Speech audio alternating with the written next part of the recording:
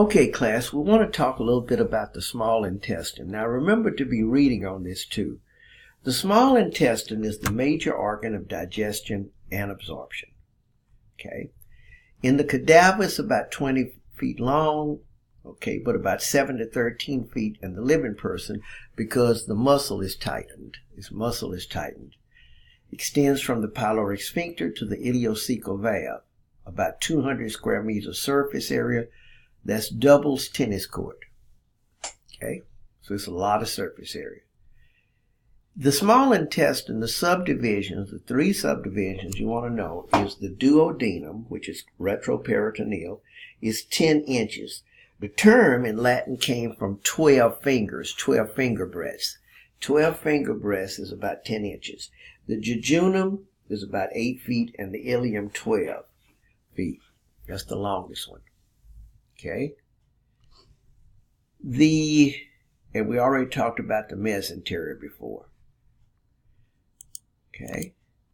The ligament of Treitz it holds, let's do this, it's on the underside of the liver and it holds up the underside, the liver. Right here, you can see the diaphragm, not underside of the liver, holds this duodenum up there a little bit. Comes to the small intestine to the underside of the diaphragm. Contains a small band of skeletal muscle from the diaphragm and a fibromuscular smooth muscle from the horizontal and ascending part of the duodenum. When it contracts, the superior muscle of the duodenum widens the angle of the duodenal flexure, allowing movement. So when this pulls up, it allows movement because it widens that angle there. Okay. Here's a picture, again, of the small intestine, duodenum, jejunum, and ileum. Okay. The duodenum, the bile duct and main pancreatic duct join at the hepatopancreatic ampulla and this. Okay. So, you might want to get out your pencil and paper. I'm going to try to explain the anatomy here. All right. Let's come to this here now. All right. What you have is, okay, class, where we are now, we're looking at the duodenum. Okay. The duodenum is the first part of the small intestine. Coming into the duodenum is a lot of anatomy. Coming into the duodenum is a lot of anatomy. All right. So, I want to explain that anatomy to you that's coming in. Okay? The way this is going to work is basically this. We're going to say that the liver has 4 lobes. We'll be talking about the liver. A right lobe, a left lobe, a caudate, and a quadrate. But it has 2 ducts. Come here. It has 2 ducts draining it. A right hepatic duct and a left hepatic duct. A right hepatic duct and a left hepatic duct. A right hepatic duct and a left hepatic duct. Even though it has 4 lobes. Because the caudate and quadrate lobe are real small and they're kind of implicated within the right and left lobes of the other. Alright. These two ducts here, the right hepatic duct and left hepatic duct, join together to form something called the common hepatic duct. The common hepatic duct. Now, this involves the production of bile. We talked about bile before. It emulsifies fat. The liver makes bile and the gallbladder stores it. The liver makes bile and the gallbladder stores it. All right. So the right hepatic duct and left hepatic duct come together to form the common hepatic duct. The liver makes bile and the gallbladder stores it. The duct to and from the gallbladder, the cystic duct. Why do I say to and from? Because bile being made in the liver will come down and go into the gallbladder for storage. Bile being made in the liver has a lot of water in it. But when it goes to the gallbladder, water is sucked out. So the gallbladder bile is more concentrated. It's more powerful. It's more powerful because it's more concentrated. All right.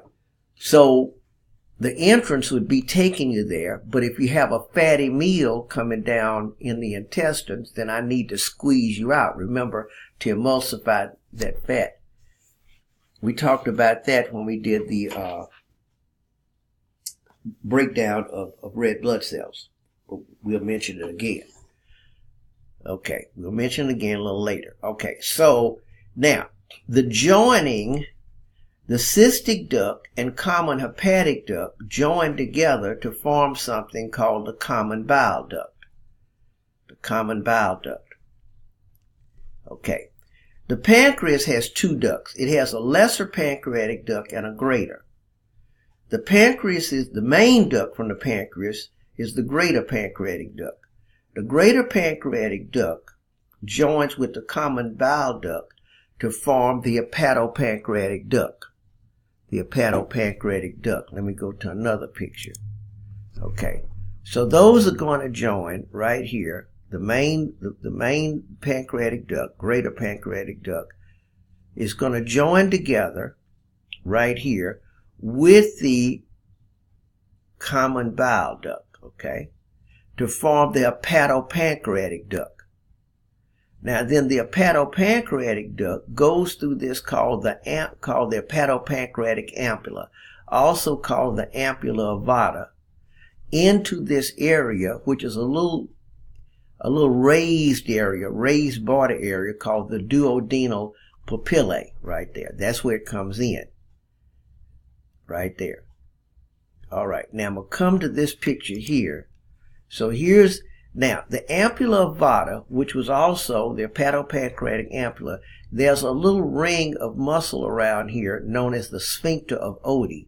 And its purpose is to gradually let in that bile and pancreatic juice. Remember, pancreatic juice is also coming in. Now, pancreatic juice coming in has enzymes in it, digestive enzymes. So, coming into the duodenum, not only do you have bile, and the only reason you need bile is if you have fat coming in, right? So, we're going to talk about the hormone that will inform the gallbladder to contract. I'm not ready for that yet. But you also have pancreatic enzymes coming in. So here's the greater. Now the pancreas also has a lesser pancreatic duct that hooks a little higher in, but it doesn't do as much as the greater pancreatic duct. Okay. The pancreas is a mixed gland. That means it's both exocrine and endocrine. To be very honest, it's more exocrine. That means delivered through a duct than endocrine. Endocrine, you know, that's where insulin and glucagon. So pancreas far more for digestion than it is for the blood sugar control. Okay? So study this anatomy coming into there. That's a major thing. Okay? Because if we want to talk about gallstones, you got to know the anatomy. All right. So we go a little further. Okay, structural modification. So we're back to the small intestine again.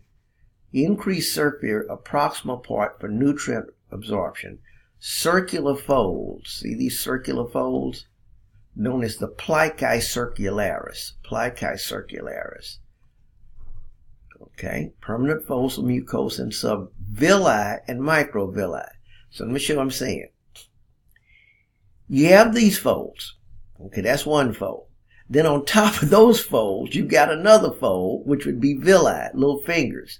Then on top of that, you got microvilli. So you got three things there to increase surface area. Think about it.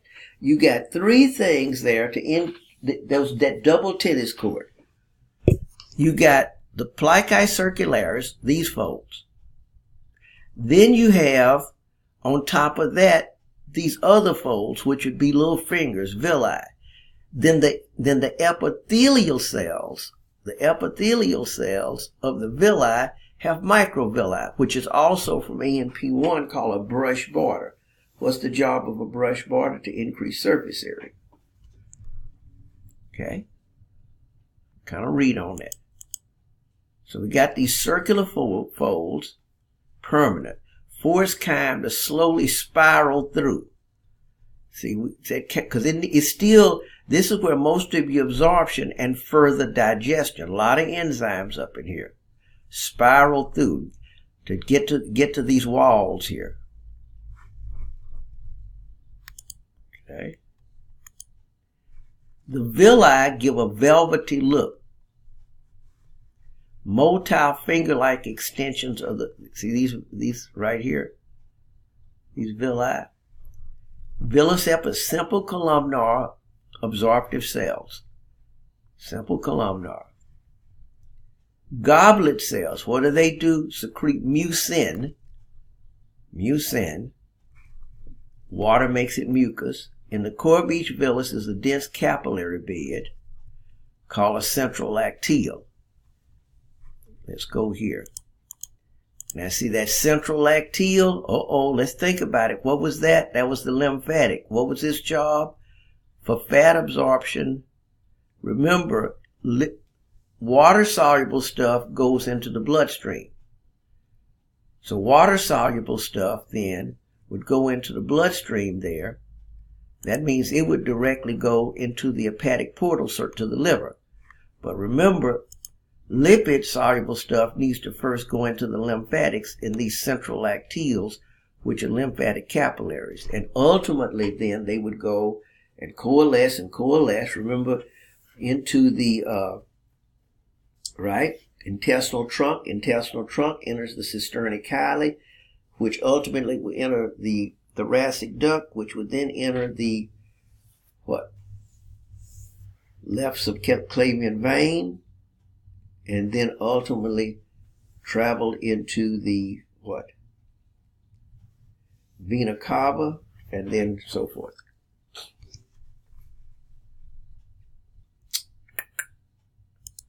Okay. The villi are large and leaf-like in the duodenum and gradually narrow and shorten, go back, along the length of the small intestine. A slip of smooth muscle in the villus cord allows shorten and lengthen in the little smooth muscle in the villus cord. The pulsations increase the contact between the villus and the contents of the intestinal lumen, making it better absorption. Milk lymph along the lacteals. In other words, it milks that lymph along the lacteals. Milk it into here.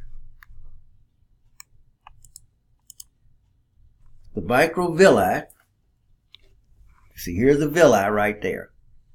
So here's a picture again, a blow up. Here are the villi. On top of the villi, these simple columnar have this brush border. So here's a blow up. Villi, microvilli. And see a little muscle is up in there. Projections of absorptive cells bear brush border enzymes. Now, these cells have enzymes in the brush border. We're going to talk about that when we get into looking at the chemical digestion aspect. But these are called, they're made by these cells and stored here. So when the food comes across, it can help do more further enzymatic action. We'll talk about those enzymes later.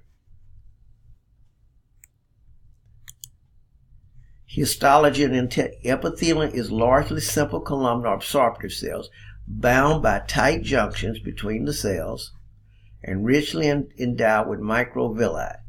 Goblet cells between the intestinal pits lead into tubular glands.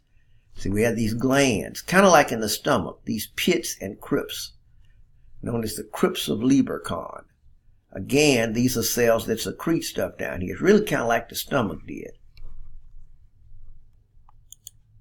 Okay, we're going to stop right here and start with our intestinal crypts. Intestinal crypts, okay?